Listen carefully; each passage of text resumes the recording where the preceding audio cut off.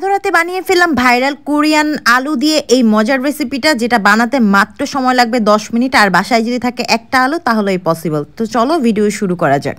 Hello, আসসালামু আলাইকুম, this is Mira and welcome back to my channel. আলু দিয়ে আমি একটা ভাইরাল রেসিপি করব, যেটা আমি অনলাইনে দেখছি অনেক বেশি ভাইরাল। তো আমি এখানে 2টা আলু সিদ্ধ করে নিয়েছি, তোমরা চাইলে একটা আলু সিদ্ধ করে নিতে পারো। তারপর এখানে আমি পৌনে 1 কাপের মতো কর্নফ্লাওয়ার দিয়েছি।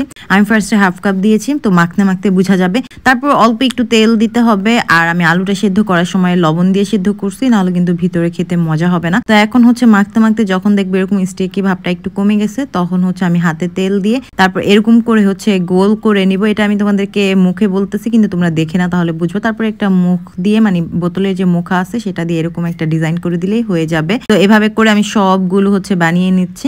তো বানানোর পর আমি নুডলস যেভাবে সিদ্ধ করে না, পানিটা বলক আসার পর সবগুলো আলুর এই নাস্তাটা দিয়ে দিলাম। তারপর এটা ঘড়ি ধরে 2 মিনিট সিদ্ধ করে নিছি। এখন একটা সস বানাবো। এখানে রসুন কুচি, ধনিয়া পাতা কুচি, তারপর কাঁচামরিচ কুচি, তারপর লাল মরিচের গুঁড়ো নিলাম, টেস্টিং সল্ট নিলাম, এটা টেস্টের জন্য আর কি। লবণ দিলাম অল্প একটু, তারপর সাদা তিল দিলাম, একটু স্বাদে ম্যাজিক দিব, এটা অপশনাল, এটা দিলে অনেক মজা হয়। তারপর গরম তেল দিয়ে দিলাম। এখন সুন্দর করে নেড়ে চেড়ে নিব। গরম তেলটা দেওয়ার কারণে রসুনটা একটু হালকা ভাজা ভাজা হবে। তারপর এখানে সয়া সস দিলাম 1 টেবিল চামচ পরিমাণ। সয়া সসটা দিতে হবে, এই জন্য লবণের পরিমাণ আমি বুঝে দিয়েছি। সাথে আমি কেচাপ দিয়ে দিলাম। তারপর এখন এই সসটা রেডি।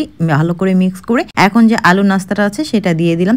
এখন এটা সুন্দর করে সসের সাথে মিক্স করে নিতে হবে। দেখো কালারটা এত সুন্দর আসছে, আর এত সুন্দর একটা ফ্লেভার অ্যাড হয়েছে, কারণ আমি স্বাদে ম্যাজিক এক্সট্রা দিয়েছি। অনেক জায়গায় দেখছি রেসিপিতে তারা দেয় না। সো এই তো ফাইনাল লুক চলে আসছে। দেখো এভাবে সসের সাথে মিক্স করে তারপর খেতে হয়। তো এখন খাওয়ার পালা। আমি খেয়ে দেখবো কেমন হয়েছে। আমি লাইফের প্রথম এটা বানালাম আর কি। এটা একটা ভাইরাল রেসিপি, অনেককেই দেখছি বানিয়ে খেতে, বাট আমি এখনো ট্রাই করি নাই। আমার কাছে এই সসটা যে ভালো লাগে, এটা দিয়ে রামেন খেতে বেশি মজা লাগে। তো যাই হোক, ফাইনালি আমিও ট্রাই করে ফেললাম। এখন তোমাদেরকে আসল রিভিউ দিই, কারণ সবকিছুর এত দাম, শুধু শুধু অনলাইনে যা দেখবা তা বানায় বানায় টাকা পয়সা নষ্ট করার কোনো দরকার নাই। এটা টেস্ট একদমই ভালো না। সসটা অনেক মজা হয়েছে। এই সসটা দিয়ে তোমরা জাস্ট নুডলস সিদ্ধ করে ঢেলে দিবা, দেখবে একদম ফার্স্ট ক্লাস নুডলস হয়ে গেছে।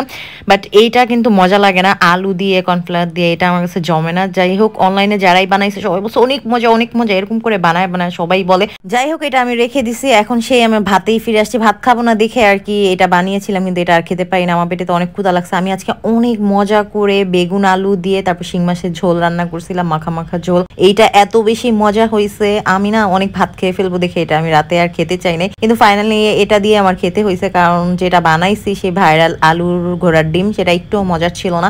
তার থেকে 1000 গুণ মজা আমার এই শিং মাছ দিয়ে বেগুন আলুর ঝোল, তাও আবার এটা গাছের বেগুন। আমি শুধু শুধু মিথ্যা কথা বলবো অনেক মজা অনেক মজা, তারপর তোমরা বানাবা মজা হবে না। সো আমি বকা শুনতে পারবো না। আমি এই পর্যন্ত যত রেসিপি দিছি তোমরা বানিয়েছো, বলছো অনেক মজা হয়েছে। তো এই ছিল আমার আজকের video. Thanks for watching, by.